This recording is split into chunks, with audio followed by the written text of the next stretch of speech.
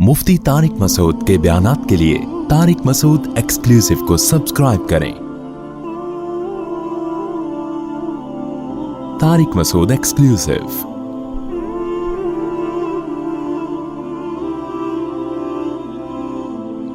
ईमान बनना एक अलग चीज है, उसकी कैफियत बनना एक अलग चीज है। तभी तो कुरान क्या कहता है, वइज़ा तुलियत अलैहिम आयातुहु ज़ादतहुम ईमाना, कि जब अहले ईमान के सामने अल्लाह की आयात की तिलावत की जाती है उनका ईमान बढ़ने लगता है।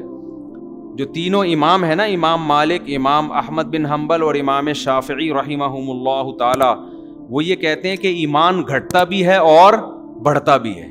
और दलील में यही कुरान की आयत पेश करते हैं कि देखो कुरान कह रहा है कि जब ये कोई अल्लाह की आयात सुनते हैं, जन्नत जहन्नम के तज़किरे सुनते हैं, नबी की सोहबत में बैठते हैं, इनका ईमान बढ़ना शुरू हो जाता है। और जब नहीं बैठते तो ज़ाहिर है ईमान कम होना। हदीस से भी ये बात साबित है। हज़रत हुज़ैफ़ा रज़ी अल्लाह ताला अन्हु एक दफ़ा अपने घर से दौड़ते हुए निकले और कहने लगे हज़रत हंज़ला नाफ़क़ा हंज़ला तो मुनाफिक हो गया। लोगों ने पूछा क्या हुआ भाई, क्यों मुनाफिक हो गए? उन्होंने कहा हम नबी की महफिल में होते हैं तो हमारा ईमान वो ऐसे तरक्की कर रहा होता है, ऐसे जज्बात, ऐसी कैफियत, और जब अपने बीवी बच्चों में होते हैं तो वो हमारी कैफियत नहीं होती, तो ये तो मुनाफिकत है, उधर कुछ इधर कुछ। तो नबी ने उनको तसल्ली दी, भाई ये तो नेचुरल है, यानी ये कोई मुनाफिकत की बात नहीं है। फरमाया वही 100% हर वक्त तुम्हारी कैफियत रहें तो फरिश्ते तुमसे कलाम करना शुरू कर दें। तो इन अहादीस से, इन आयात से क्या इस्तिदलाल किया बाकी अइम्मा किराम ने कि ईमान बढ़ता भी है और घटता भी है। इमाम अबू हनीफा की राय ये कि ना ईमान बढ़ सकता है ना घट सकता है। समझ रहे हैं ना? वो कहते हैं ईमान जब तक 100% नहीं है, 100 में 100 ईमान नहीं है, उस वक्त तक आप मोमिन नहीं है। 1% कम हो गया तो काफिर, क्योंकि शक पैदा हो गया ना। जो शक करने वाला है वो मोमिन नहीं होता। आपको 100% यकीन होना चाहिए जन्नत जहन्नम का। तभी तो है ना, कोई शख्स आपसे आके पूछे कि क्या वाकई मोहम्मद सल्लल्लाहु अलैहि वसल्लम अल्लाह के आखिरी सच्चे नबी? आप कहें यार है तो, लेकिन थोड़ा सा डाउट है मुझे। तो ये जुमला अगर आपने कहा तो आप ये कहते ही क्या हो जाओगे? इस्लाम से खारिज। आपको ये कहना पड़ेगा मुझे 100% चढ़ते सूरज की तरह यकीन है कि मोहम्मद सल्लल्लाहु अलैहि वसल्लम अल्लाह के आखिरी नबी हैं। इसी वजह से उलमा ने ये भी मसला बयान किया, और ये भी इमाम हनीफा से ही मनक़ूल है, कि अगर किसी ने नबूवत का दावा किया और कोई उसके पास तहकीक के लिए चला गया कि तू सच्चा नबी है या नहीं, तो ये जाने वाला भी काफिर हो जाएगा, इसलिए कि इसको ख़त्म नबूवत में शक पैदा हो गया, तभी तो तहकीक कर रहा है। कि नबी ने एक आखिरी नबी होना इतनी मुतवातिर दलाइल से साबित है कि अब इसमें तहकीक का रास्ता ही अल्लाह ने बंद कर दिया। कोई भी कहे ना नबी है, भाई झूठ बोल रहा है, बस कितने मोजज़े दिखा दे।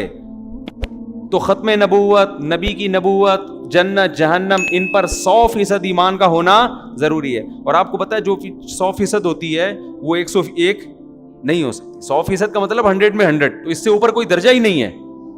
ये जो हम कहते हैं ना 200%, ये तो मुबालगतन मजाजन कह रहे होते हैं, वरना 100% से ऊपर कोई दर्जा है ही नहीं। जब है ही नहीं तो वो बढ़ कैसे सकता है? नहीं यारी बात मेरा ख्याल है समझ कि भाई एक लिमिट है ना। इसलिए उनकी नजर में सहाबा का ईमान, ताबीईन का ईमान, नबी का ईमान, आम उम्मती का ईमान क्वांटिटी के लिहाज से एक ही है उसका। ये सब 100% अल्लाह पे यकीन रखते हैं, 100%। कम होगा तो काफिर, और ज्यादा का इम्कान है ही नहीं, क्योंकि यकीन जब 100% हो गया तो अब क्या उसमें है? भाई मुझे आपके बारे में यकीन है 100% कि आप मेरे सामने बैठे हैं, अब इसमें कोई इजाफा हो सकता है क्या? नहीं हो सकता। कोई कस्में उठा के कहे बाकी बैठे हुए कहें भाई मैं देख रहा हूं बैठे हुए, आप कस्में उठाने से मेरा ईमान नहीं बढ़ेगा। तो वो कहते हैं जो कुरान में आता है ना, ज़ादतहुम ईमाना, ईमान वाले जब हमारी आयतें सुनते हैं तो इनका ईमान बढ़ता है। यहाँ ईमान क्वांटिटी के हिसाब से भी नहीं बल्कि क्वालिटी के हिसाब से, कैफियत बढ़ती हैं।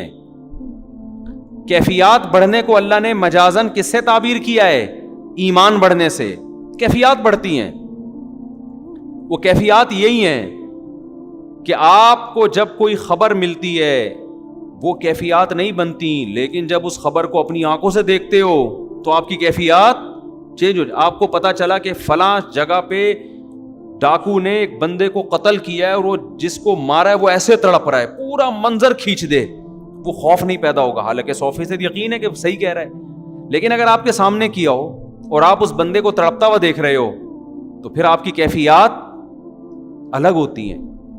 تو صحابہ کہتے ہیں ہم جب پیغمبر کی محفل میں بیٹھتے تھے تو ہمیں ایسا لگتا تھا جنت جہنم کو اپنی آنکھوں سے دیکھ رہے ہیں. الگ کیفیات ہوتی تھی. گھر گئے, بیوی بچوں میں مشغول ہو گئے تو وہ کیفیات کیا ہو جاتی تھیں, چینج. تو اس سے صاف پتہ چلتا ہے کہ موٹیویشن کے لیے, عمل کا جذبہ پیدا کرنے کے لیے اللہ اور اس کے وجود پر یقین یا جنت جہنم پہ یقین کافی نہیں ہے. وہ کیفیات پیدا کرنی پڑیں گی کہ جنت کی لالچ پیدا ہو جائے, رال ٹپکنا شروع ہو جائے, دل کی دھڑکن تیز ہو جائے, اور جہنم کا ایسا خوف ہو کہ دل کپ کپانے لگے. پھر عمل ہوگا. جیسے گلی کے نکڑ پہ کھڑے ہیں, شارٹ کٹ راستہ ہے, لمبے سے گھوم کے جانا بڑا مشکل لگ رہا ہے, ادھر ٹھا ٹھا کی آواز آئی اور اب لمبے والے راستے سے چل کے نہیں بلکہ بھاگ کے جا رہا ہے. ٹھیک ہے نا, کیفیات ایسی بن گئی کہ بھائی یہ کیا ہو رہا ہے. جو لوگ جاگنگ نہیں کرتے نا ان کو میں یہی طریقہ بتاتا ہوں. وہ کہتے ہیں یار ہم سے صبح بھاگا نہیں جاتا ہے, چلا نہیں جاتا. میں کہتا ہوں کتا پیچھے چھوڑ لو 2-3 دن کے لیے. 2-3 دن کے لیے کیا چھوڑ لو, کتے سے آگے بھاگو, کتا پن دکھاؤ کتے کے آگے تھوڑے سا نا. تو وہ جب خود بخود بھاگو گے تو وہ ایک دم حوصلہ ملے گا, بھاگنا شروع کر دو گے.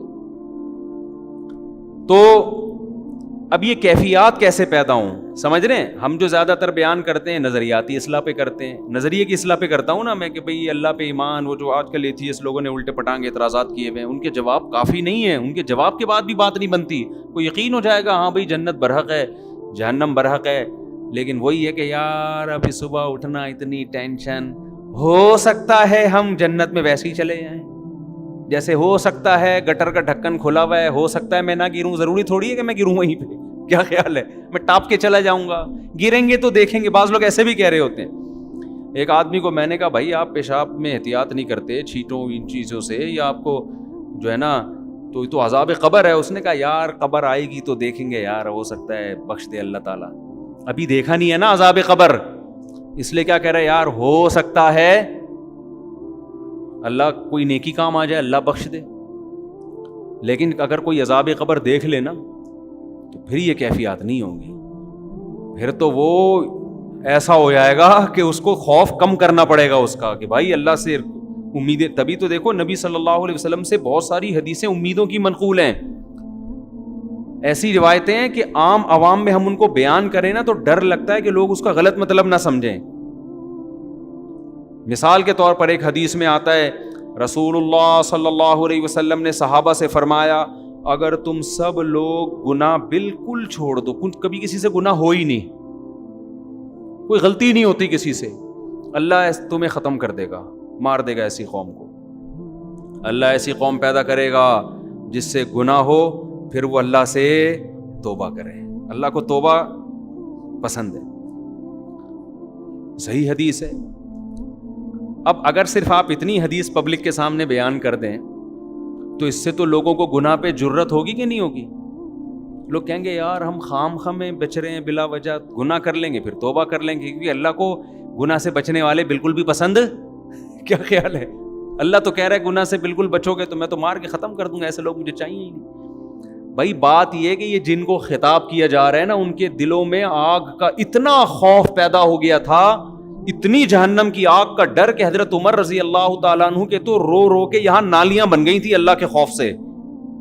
یہ لوگ آپ کے سامنے بیٹھے تھے, اتنا خوف کا غلبہ تھا حضرت عمر میں. وہ کہتے تھے کہ قیامت کے دن اللہ مجھے جنت نہ دے, بس میرے گناہ معاف کر دے میری نیکیوں کے بدلے, تو بس مجھے یہ بھی قبول ہے, مجھے ڈر ہے کہ میں پکڑا نہ جاؤں کہیں. حضرت ابو بکر پہ ایسا خوف کا غلبہ, گھاس کا تنکا اٹھا کے کہتے کاش میں گھاس کا تنکا ہوتا, میں مٹی ہوتا, انسان نہ بنتا تاکہ حساب نہ ہوتا. ایسا ان کے دماغوں پہ ایک حساب کتاب کا خوف مسلط تھا. لیکن یہ کیفیت ان کی بھی ہر وقت نہیں ہوتی تھی, تو ایسے لوگوں سے امکان تھا کہ کوئی چھوٹا موٹا گناہ ہو جائے. تو جب ہو جاتا پھر وہ کیفیت بحال ہوتی, تو ان کو خوف کا بہت غلبہ, اتنا خوف کہ اس سے انسان عمل میں پیچھے, مایوسی پیدا ہونے لگتی ہے کہ یار ہم تو نیک بن ہی نہیں سکتے, چھوڑو جنت میں جانے کی. جیسے ایک آدمی کو پتا ہے میں کامیاب ہو ہی نہیں سکتا تو وہ امتحان کی تیاری کرنا چھوڑ دیتا ہے. تو ایسے لوگوں کو کیا کہا جاتا ہے, بیٹا کوئی بات نہیں, اس دفعہ ترقی پاس ہو گئے, اگلی دفعہ کراچی میں تو یہ تسلیوں پہ ہی چل رہا ہے سارا سیٹ اپ نا, بیٹا کوئی بات نہیں اس دفعہ نمبروں سے رہ گئے. اب ایک پڑھنے والا قابل بچہ ہے, آپ کو پتا ہے محنت کر رہا ہے, سی اے کے پیپر دے رہا ہے, سی اے کے پیپر فرسٹ پہلی دفعہ میں نہیں ہوتا, اس میں فیل ہوتے ہوتے ہی انسان پہنچتا ہے. تو پہلا پیپر دیا, اس میں نمبر کم آ گئے, 2 نمبروں سے رہ گیا, تو باپ عقل مند ہوگا کیا کہے گا, کوئی بات نہیں بیٹا, شروع میں نہیں کہے گا کہ بیٹا فیل ہو جانا کوئی بات نہیں, اگلے میں محنت, شروع میں تو کہے گا بیٹا پاس ہونا ہے تو نے.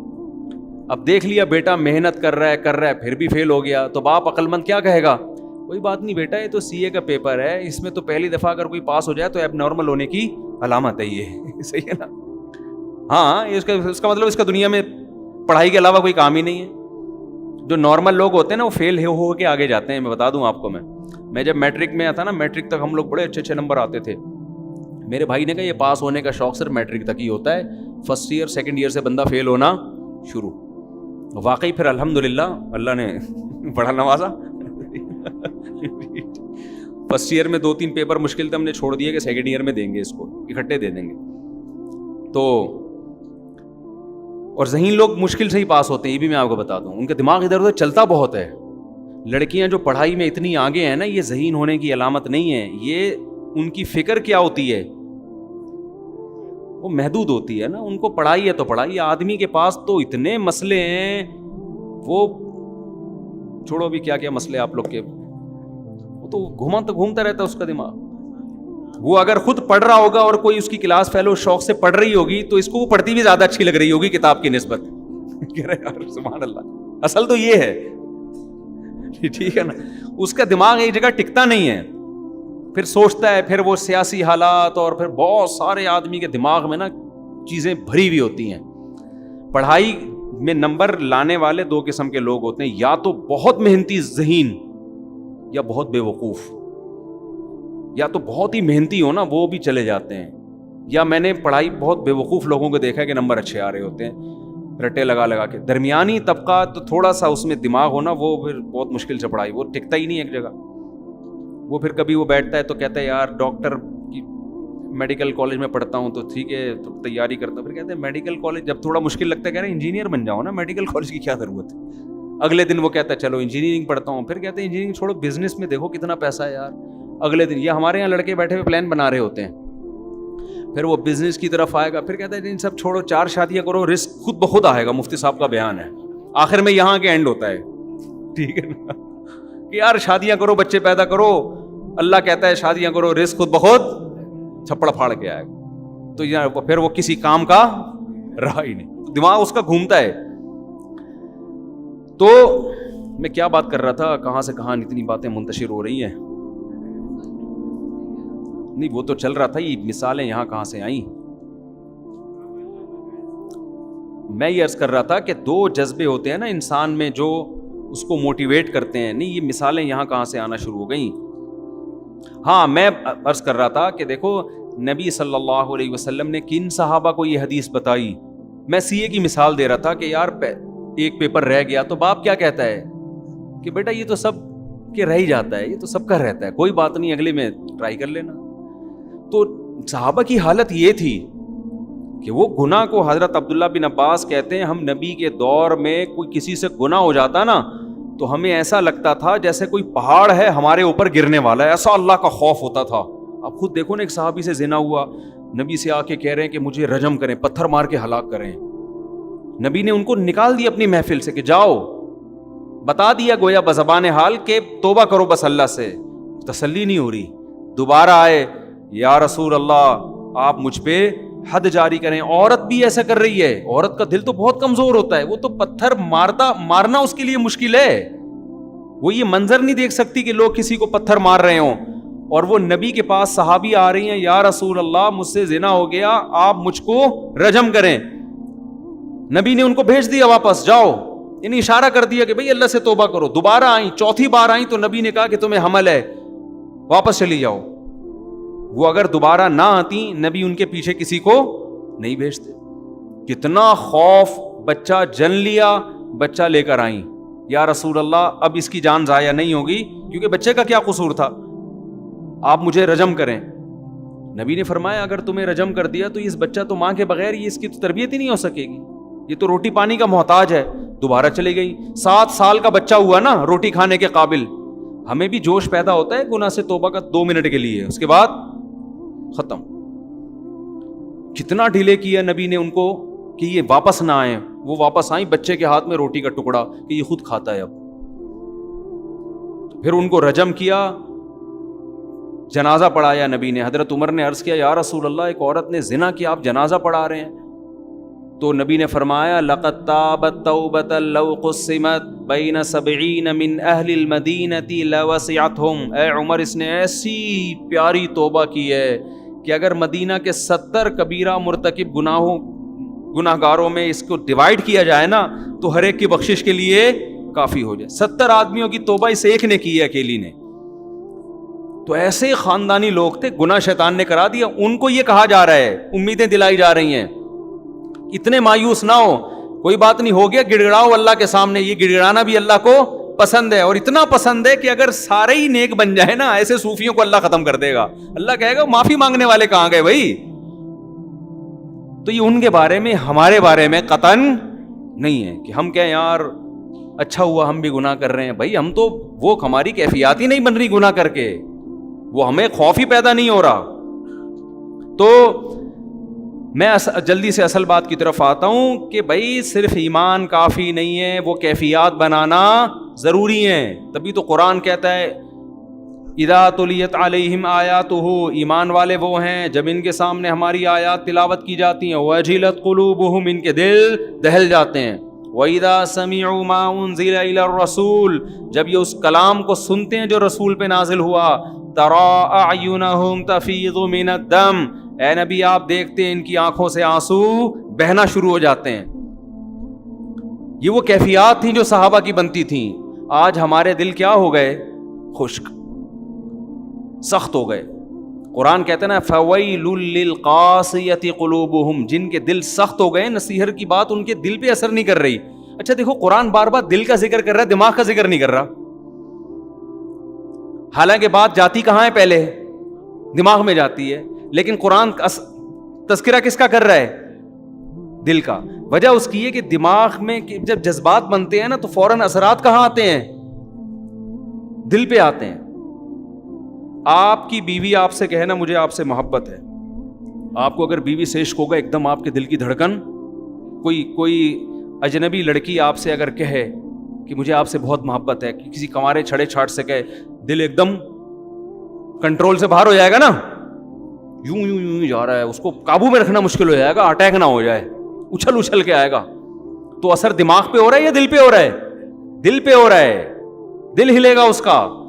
لیکن بیوی صبح سے شام بولتی رہے کہ مجھے آپ سے محبت ہے, آدمی کہتا ہے تیرے اس کے علاوہ کوئی کام نہیں ہے.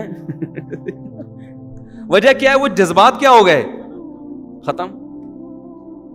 تو دماغ تو ہلے گا, دل پہ اتنا سا بھی اثر نہیں ہو. اور اگر ہوگا بھی تو الٹا ہوگا, یعنی الٹا اثر. جیسے کوئی خاتون شادی سے پہلے کہہ دیتی نا آئی ہیٹ یو, تو وہ والا اثر ہوگا, اس میں دل ہلتا نا, یہ والا ہلنا شروع ہو جائے گا, اس طرح کا دل ہلتا ہے.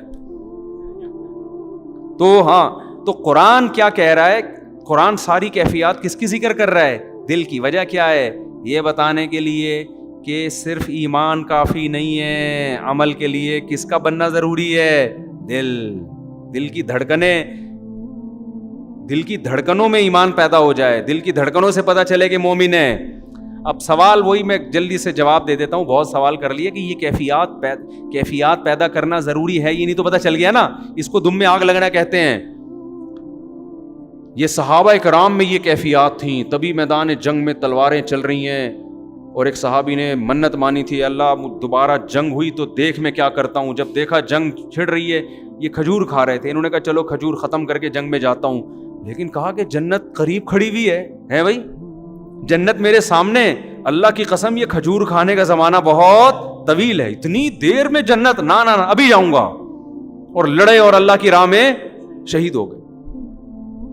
اور ہماری جو جنت پہ کیفیات بنتی ہیں, جنت پہ بیان سن لیا, یہ نہریں, یہ حوریں, تھوڑا سا خیال آتا ہے اچھا ٹرائی کر کے دیکھتے ہیں.